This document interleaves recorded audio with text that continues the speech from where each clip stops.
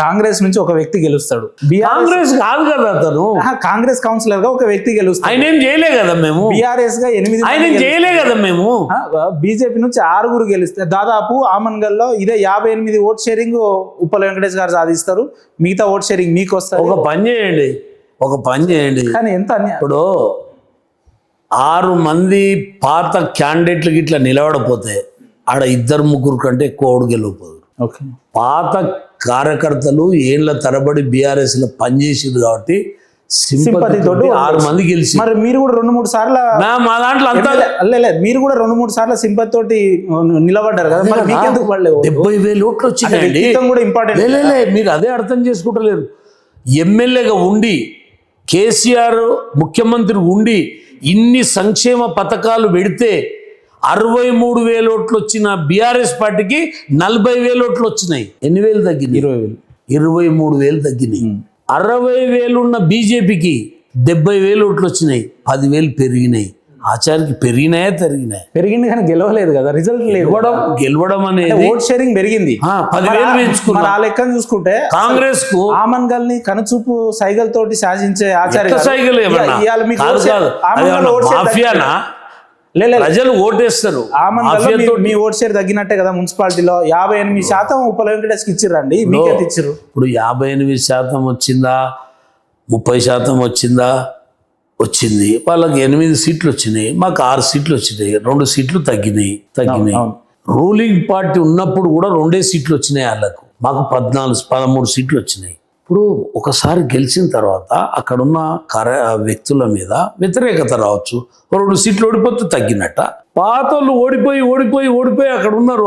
4 సార్లు ఓడిపోయిన వాళ్ళు ఉన్నారు. సర్పంచ్కి ఓడిపోయిండు, ఎంపీటీసీకి ఓడిపోయిండు, కౌన్సిలర్ ఓడిపోయాడు, వార్డు మెంబర్ ఓడిపోయాడు. అరే నాయన ఒక్కసారి నన్ను కౌన్సిలర్ చేయని మొత్తుకున్నాడు, బాధపడ్డాడు, ఓటేసిర్రు. అది కూడా ఆయన కథ. ఇప్పుడు నియోజకవర్గాలు మీరు పోతున్నారు, తిరుగుతున్నారు, ఈ మాటలు ఎక్కువ వింటున్నారు కావచ్చు. మీరు ఏ మాటలు? మీ భార్య గారికి పదవులు ఇచ్చుకున్నారు అట్లాంటి భార్య గారికి పదవులు, అది పెద్ద పదవులు దాంతో వచ్చేది. కష్టపడ్డ కార్యకర్తలకు వీళ్ళందరికి ఇచ్చినాయి. పోయినసారి రాంపాల్కి ఇచ్చిన కార్యకర్త కాడ, అది కాదు, పోయినసారి రాంపాల్ అయిండు కాకుండా ఇంకొకరికి ఇస్తుండే. ఒక మాట రాంపాల్కి ఇచ్చినాం కార్యకర్త గాడ, దుర్గయ్యకి ఇచ్చినాం కార్యకర్త గాడ, యాదయ్యకు సర్పంచ్ చేసిన కార్యకర్త గాడ, 13 మందిని కౌన్సిలర్లు చేసిన కార్యకర్తలు గారా, జడ్పీటీసీ చేసిన కార్యకర్త గాడ, ఎంపీపీలు చేసిన కార్యకర్త గాదా, వీరేని ఎంపీపీ చేసిన కార్యకర్త గాడ, వీళ్ళందరు కార్యకర్తలే గారా? ఒక్కరే కనపడుతుర్రా మీకు? ఇప్పుడు 100 మందిని చేస్తే 99 మంది కళ్ళకు కనపడకుండా ఒక్కరే కనపడతారా? ఆ ఒక్కరిని కూడా చేస్తే బాగుండు కదా. సరే మరోసారి చేస్తా కదా, నీ కోరిక. నా కోరిక కాదన్నా, మీ నియోజకవర్గ ప్రజల కోరిక. సరే ఇప్పుడు వాళ్ళు నన్ను ఏం చేయాలంటే ఒక్క పని చేయమను. ఈసారి ఖచ్చితంగా నేను అసెంబ్లీకి పోయినాక ఒక్కటే క్షణంలో ఆమెది కూడా రిజైన్ చేసి కార్యకర్తకి. అంటే ఈ మాట మీరే చెప్తున్నారా? నేనే ఆన్ రికార్డ్ చెప్తున్నారు. పోనీ ఇప్పుడు మీరు అందరూ కోరుకుంటే రేపు కూడా చేపిస్తా, ఏముంది అట్లా? ఇప్పుడు ఒక మాట అక్కడ ఏంటంటే, గ్రామంలో చైర్మన్ బీఆర్ఎస్కి వెళ్ళి బయటకు వచ్చిన వ్యక్తి అయ్యాడు. మేము 6 సీట్లు గెలిచినాం. మా పట్టు, మా పార్టీ మళ్ళీ మా ఉనికిని ఇంకా ముందుకు తీసుకుపోవాలంటే మేము పనిచేయాలి. ఎంత ఆఫర్ ఇచ్చిరన్నా? ఏమన్నా లోకల్ ఎమ్మెల్యే కసిరెడ్డి గారు ఏమన్నా ఆయనకి ఏముందని మీరు కూడా మద్దతు ఇవ్వాలి, ఏమన్నా ఉంటే ఆర్థికంగానో ఇంకో పరంగానో అట్లా ఏమన్నా ఇచ్చిరన్నా? ఏమన్నా? ఇప్పుడు ఆయన 1000 కోట్లు ఇస్తున్నాడు, కాకపోతే ఆయన గెలిచిందే 1. 1000 ఒక ఎమ్మెల్యే ఇవ్వడం అనేది సాధ్యం కాదు. ఇప్పుడు మీరు అట్లయితే మరి 4-5 సార్లు ఎమ్మెల్యేగా పోటీ చేసి మీరు ఎన్ని కోట్లు ఖర్చు పెట్టుకొని ఉండాలి? మేము పెడితే మేము గెలుస్తుంటుంది. ఎట్లుంటది అన్న మీకు?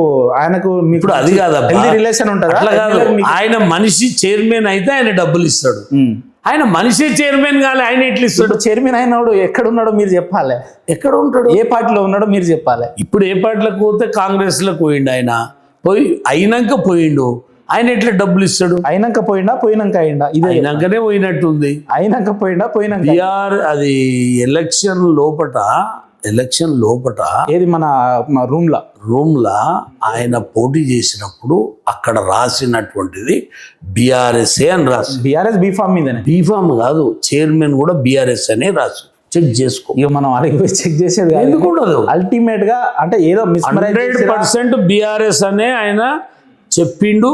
మీరు కావాల్సిన 15 మంది కౌన్సిలర్లు ఉన్నారు. అందులో వాళ్ళు ఆయన ఏం చెప్పిండో అడుగు. నేను బీఆర్ఎస్కి వెళ్ళి గెలిచిన అన్నాడు. ఆయన బీఆర్ఎస్కి వెళ్ళి అయ్యాడు. మళ్ళీ అలాంటప్పుడు మీరు ఎవరికి మద్దతు ఇవ్వనట్టే కదా. మేమేమి ఇవ్వలే, ఆయనకే ఇచ్చినాం. ఆయనకి ఇచ్చిర్రు. అంటే కాంగ్రెస్ పోతాడని తెలిసి ఇప్పుడు ఒక మాట, నేను జడ్పీటీసీగా ఉప్పల్ వెంకటేష్కు నేను సీట్ మీరు ఒక మాట ఆయనకు జడ్పీటీసీగా మొన్ననే కదా, అది పోయిన 5 ఏళ్ల కింద పోయిన టర్ములే నేను బీజేపీ క్యాండిడేట్ పెట్టకుండా ఆయనని పోటీకి పెట్టిన. బీజేపీ క్యాండిడేట్ లేకుండా ఆయనకు పోటీ పెట్టిన. అట్లా పెట్టినందుకు ఆయన ఏమి ఇచ్చిండో చెప్పమను. ఒకటి, పంతునాయకు చనిపోయినప్పుడు ఆయన భార్య నిలబడ్డది, నేనే పెట్టిన. ఆమె ఏమి ఇచ్చిందో చెప్పమను. శ్రీనివాస్ గౌడ్ అని ఉన్నాడు, చైర్మన్ చేసిన, ఆయన ఏమి ఇచ్చిండో చెప్పమను. అప్పుడేం మీకేం ముడుపులేం అందలేదు. ఏముంటుంది చెప్పు. ఇప్పుడు స్థానికంగా ఎట్లుంటుందంటే, రేపు భవిష్యత్తులో మాకు వీళ్ళు అక్కర వస్తారు అనుకున్నప్పుడు మనం సపోర్ట్ చేస్తాం. 3 రోజులు నాకు పనిచేసినందుకే నేను నియతిగా ఉప్పల్ వెంకటేష్ని జడ్పీటీసీగా బీజేపీ క్యాండిడేట్ పెట్టకుండా కేవలం 3 రోజులు 3 రోజులే 3 రోజులు 3 days ప్రచారం చేస్తే నేను ఆయనకు మద్దతు ఇచ్చిన. కానీ ఆయన ఏమంటాడంటే, నా వ్యక్తిగతంగా నేను సేవా కార్యక్రమాలు అవి ఇవి ఇల్లు కట్టియడం అవి ఇవి చేసిన కాబట్టి గెలిచిన తప్ప నాకు మద్దతు లేదంటాడు కదా. ఇప్పటికీ తలుపులకు వేసిన స్టిక్కర్లు కూడా ఉన్నాయి, నా ఫోటో ఉందో లేదో చూడవాను. ఆయన ప్రచారం చేసినవన్నీ సోషల్ మీడియాలో నేను పోయినప్పుడు ఉన్నాయి, ఆయనే ఉన్నాయి. నా రథం ఎక్కి చేసిండో లేదో చూడు. అంత మిత్రులు ఉన్నా మీరు ఒక్కసారి ఇప్పుడు కూడా మిత్రులుగానే ఉన్నారు. శత్రువులు ఎందుకు అయిపోయారు? అరే ఇప్పుడు కూడా మిత్రులుగానే ఉన్నారు, రాజకీయంగానే శత్రువు. జస్ట్ ఆయన బీఆర్ఎస్, నేను బీజేపీ. మిత్రత్వం ఎక్కడ పోతుంది? అంటే కసిరెడ్డి గారితో కూడా రాజకీయంగా మిత్రులు అందరు. జయపాలన్న కూడా నాకు మిత్రుడే, మిత్రుడు కాదు అన్నలేక పెద్ద ఆయన, ఈయన కూడా మిత్రుడే. నాన్నరెడ్డి కూడా మిత్రుడే. కృష్ణారెడ్డి తోటి నేను ఉద్యమ పోరాటాలను నేర్చుకున్నా.